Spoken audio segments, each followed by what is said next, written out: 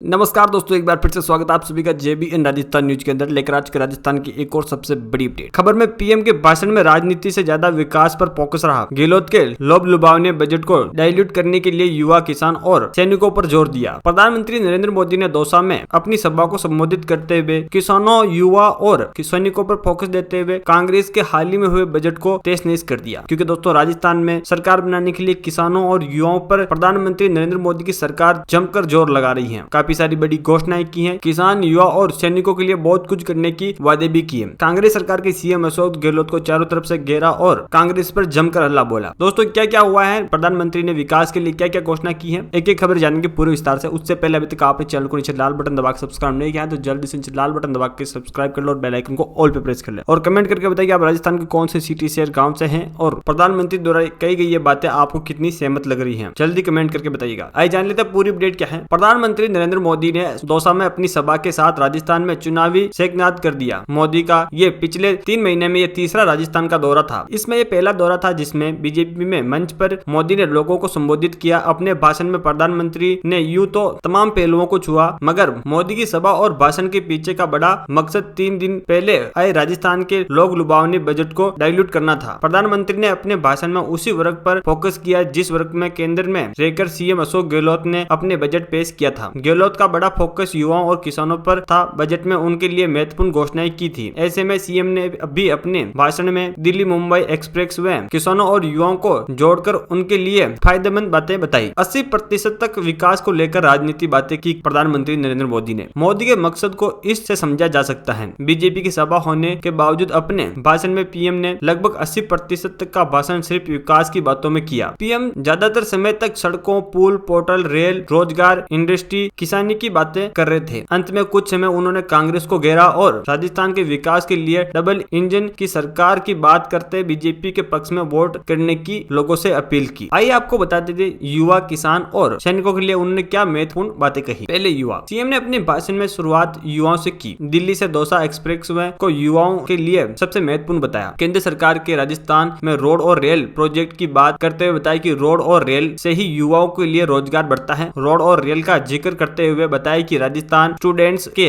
आकर्षक का केंद्र से पहले ही अब रोड और रेल नेटवर्क बेहतर होगा तो स्टूडेंट ज्यादा आएंगे और इससे युवाओं को रोजगार बढ़ेगा। किसानों के बारे में कहा कि एक्सप्रेस वे को मोदी ने किसानों से भी जोड़ा है। फायदे गिनाते हुए कहा कि फल सब्जी उगाने वाले छोटे किसानों को इससे फायदा होगा। उनके लिए दिल्ली का बाजार अब नजदीक होगा। बाजार का जिक्र करके किसानों को साधने की कोशिश की। बाजार में श्री अनुदान देते हुए किसानों को इलेक्ट्रॉनिक्स बाजार तक पहुँचाने के बारे में बताया। तो ये भी अच्छी बात है। अब बात कर लेते सैनिकों के लिए। राजस्थान में बड़ी संख्या में नौजवान सैनिक भर्ती होते हैं। ऐसे में अपने भाषण में पीएम ने सैनिकों पर भी फोकस किया। सैनिकों के नाम से अंडमान द्वीप बनाए जाने की बात कही। इसके अलावा सीमा से सटे इलाकों में सड़क और ट्रांसपोर्ट तंत्र विकसित करने को कहा। राजस्थान से सेना में जाने वाले ज्यादातर जवान किसान परिवार से होते हैं। ऐसे में इस बहाने पीएम ने उन्हें भी साधने की कोशिश की। यानी कि पीएम मोदी का सीधा सीधा जवाब है कि अब वो राजस्थान को पूरी तरीके से विकसित करने के लिए फोकस कर रहे हैं। उन्होंने किसानों, युवाओं और सैनिकों के ऊपर खास जोर दिया और आने वाली सभाओं में विकास और चुनाव में कुछ खास हो सकता है। ये माना जा रहा है कि राजस्थान के लिए चुनाव में कुछ खास देखने को मिल सकता है। दोस्तों, इस वीडियो से आप कितना सहमत हैं हमारे कमेंट बॉक्स में आकर जरूर बताइएगा। और दोस्तों, अभी तक आपने चैनल को नीचे लाल बटन दबा के सब्सक्राइब नहीं किया तो जल्दी से लाल बटन दबा के चैनल को सब्सक्राइब कर लो और बेल आइकन को ऑल पे प्रेस